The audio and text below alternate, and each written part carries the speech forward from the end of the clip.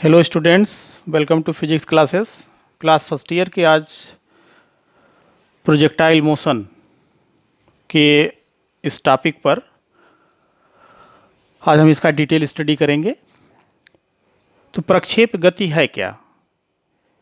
जब किसी पिंड को पृथ्वी के गुरुत्वीय क्षेत्र में किसी वेग से ऊर्ध्वाधर दिशा से भिन्न दिशा में फेंका जाता है तो पिंड गुरुत्वीय त्वरण के अधीन ऊर्ध्वाधर तल में एक वक्र पथ पर गति करता है।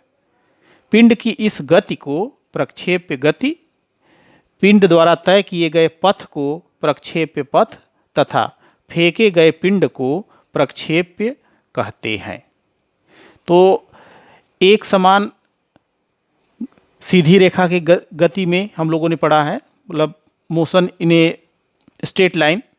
ठीक इसी तरह से वर्टिकल मोशन पढ़ा है, लेकिन अगर वर्टिकल से ऊर्ध्वाधर से किसी कोण पर, जैसे यहाँ पर फिगर से देखें, अगर किसी पार्टिकल को हम अप साइड फेंकते हैं तो गुरुत्वीय त्वरण के अधीन गति करता हुआ ये नीचे की तरफ फिर आता है।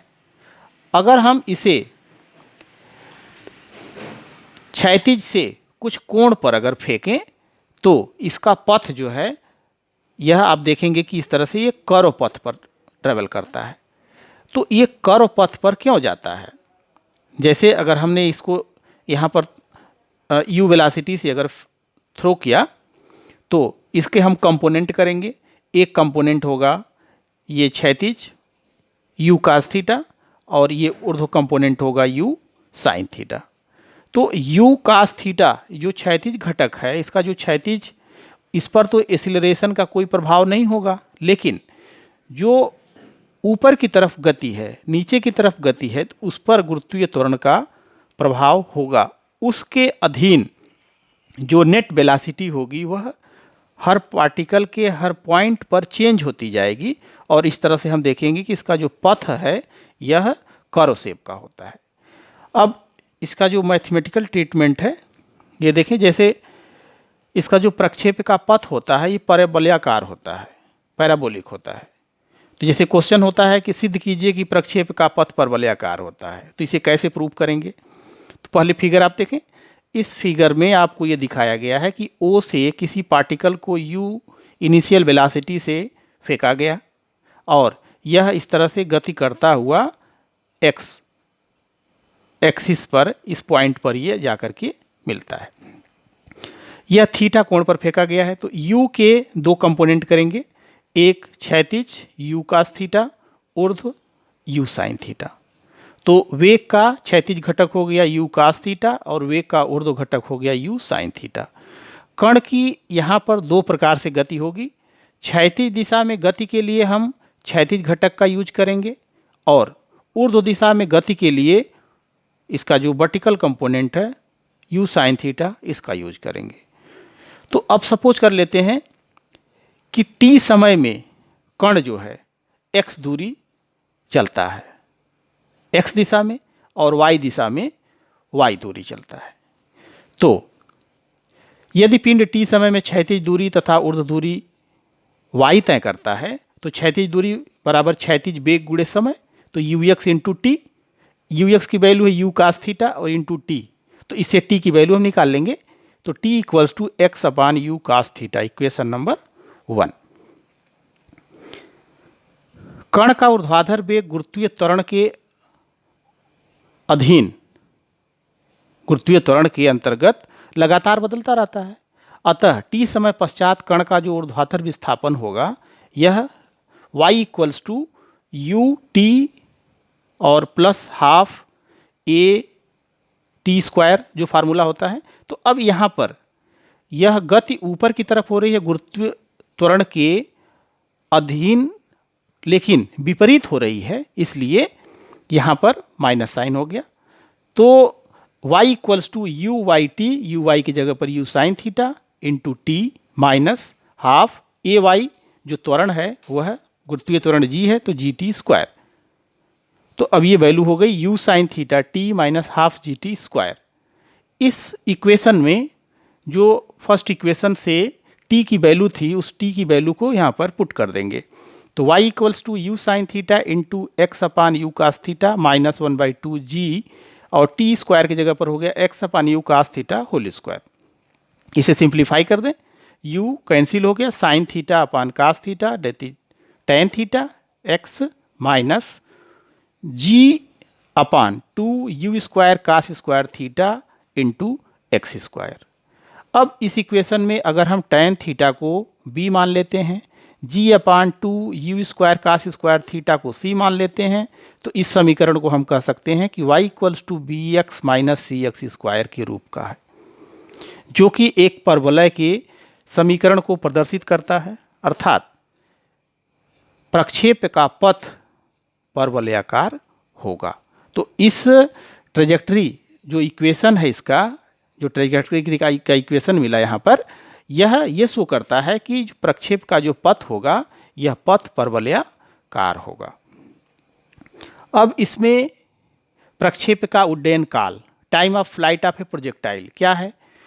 जब पिंड को प्रक्षेपित करेंगे तो कुछ समय पश्चात वह पृथ्वी पर लौटेगा, तो पिंड को प्रक्षेपित करने तथा उसके वापस पृथ्वी पर लौटने के बीच लगे समय को प्रक्षेप का उड्डयन काल कैपिटल टी कहते हैं, अर्थात उड्डयन काल को हम टी से प्रदर्शित करते हैं। अब इसके लिए इक्वेशन क्या होगा? इस इक्वेशन को देखें आप, तो यदि पिंड उच्चतम बिंदु तक पहुंचने में टी समय लगाता है, तो उच्चतम बिंदु पर ऊर्ध्व कंपोनेंट क्या होगा? 0 हो जाएगा, और जो यू वाई है यह u sine theta, a y जो है माइनस जी, क्योंकि अप साइड माने ऊपर की तरफ फेंक रहे हैं, तो जी के विरुद्ध हो गया तो निगेटिव होगा। तो जो इक्वेशन है v equals to u plus a t से, तो v y equals to u y plus a y t, v y highest point पर 0 हो गया, u y u sine theta minus a y की जगह पर ये माइनस जी हो गया इंटू टी, तो u sine theta minus g t, और इससे t की वैल्यू हो गई u साइन थीटा अपान जी।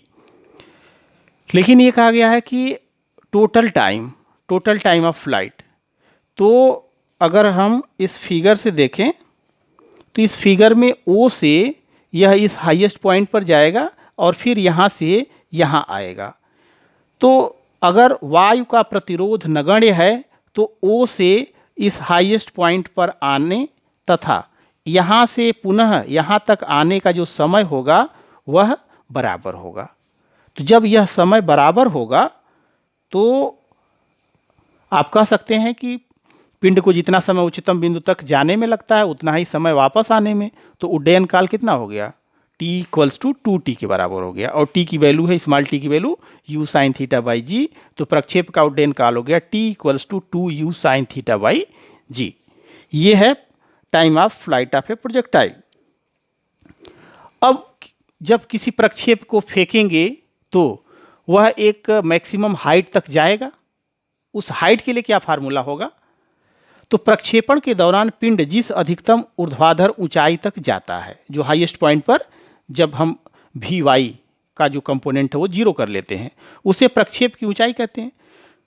तो जो इक्वेशन है v square equals to u square plus 2GH, उस फार्मूले का यूज करके, तो यहाँ पर अप साइड है इसलिए सभी कंपोनेंट y के लिए गए हैं, तो वी वाई हाइएस्ट पॉइंट पर 0, यू वाई की वैल्यू यू साइन थीटा इसका स्क्वायर हो जाएगा, माइनस ए वाई की जगह पर माइनस जी हो गया, तो 2GH, और इस तरह से 2GH equal to u square sine square theta, या H equals to u square sine square theta upon 2G। ये height attained by a projectile के लिए फार्मूला मिल गया। अब अगर थीटा की वैल्यू यहाँ पर 90 डिग्री हो तो साइन 90 1 हो जाएगा, तो H मैक्सिमम होगा, तो H मैक्स इक्वल्स टू हो जाएगा यू स्क्वायर बाई 2G। तो जब हम किसी प्रोजेक्टाइल को 90 डिग्री पर ऊर्ध्वाधर ऊपर की तरफ फेंकते हैं तो उस स्थिति में जो हाइट होगी वह मैक्सिमम होगी।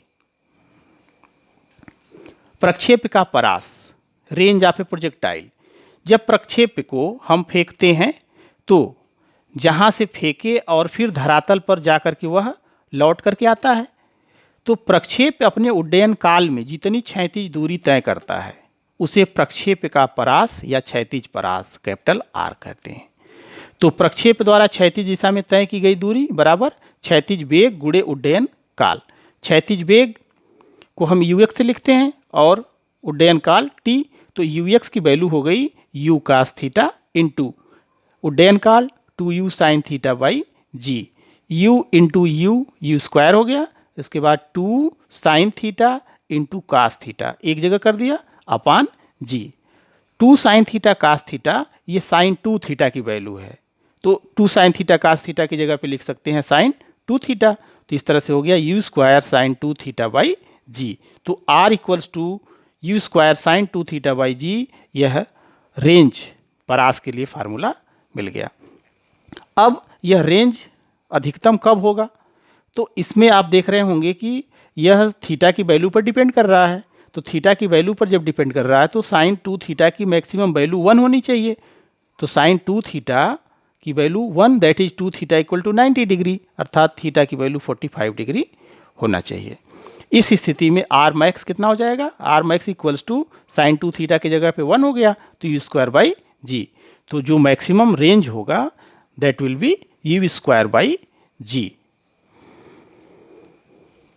अब इसमें आप देखें कि एच मैक्स के लिए मिला यू स्क्वायर बाई 2g और आर मैक्स के लिए मिला यू स्क्वायर बाई जी। तो अगर इन दोनों में रिलेशन निकालें तो ये देख रहे होंगे इसका हाफ है, तो h max equals to r max by 2। यानी अगर कोई क्वेश्चन ऐसा दिया गया है जिसमें रेंज अधिकतम दिया गया है और हाइट अगर पूछा जा रहा है तो इससे हम डायरेक्ट निकाल सकते हैं, या हाइट मैक्सिमम दी गई है और रेंज पूछा जा रहा है मैक्सिमम, तो इसकी हेल्प से हम उसको फाइंड कर सकते हैं। अब दूसरा इस केस ये है कि यदि पिंड को थीटा पर या 90 माइनस थीटा पर फेंका जाए तो क्षैतिज परास बराबर होता है। अब देखें थीटा पर फेंक रहे हैं तो r equals to u square sine 2 theta by g, और सेकेंड केस में जो 90 माइनस थीटा पर थ्रो कर रहे हैं तो इसको हमने r डैश ले लिया, तो r dash equals to u square sine 2 और थीटा की जगह पे 90 माइनस थीटा बाई जी।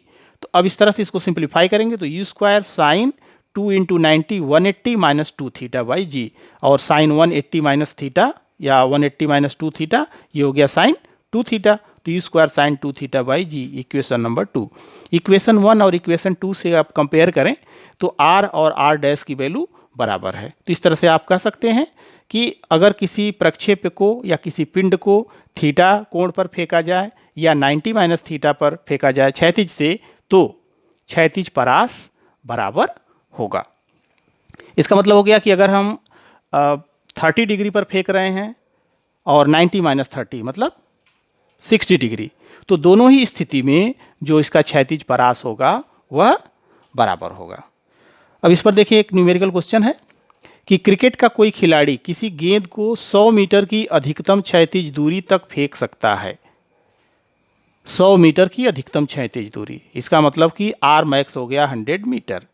वह खिलाड़ी उसी गेंद को पृथ्वी से ऊपर कितनी ऊंचाई तक फेंक सकता है उस स्थिति में, तो एच मैक्स आपको फाइंड करना है। तो अभी आपने देखा कि एच मैक्स और आर मैक्स में क्या रिलेशन है, h max equals to r max by 2, तो 100 बाई 2 दैट इज 50 मीटर, अर्थात वह खिलाड़ी उसे 50 मीटर की ऊंचाई तक फेंक सकता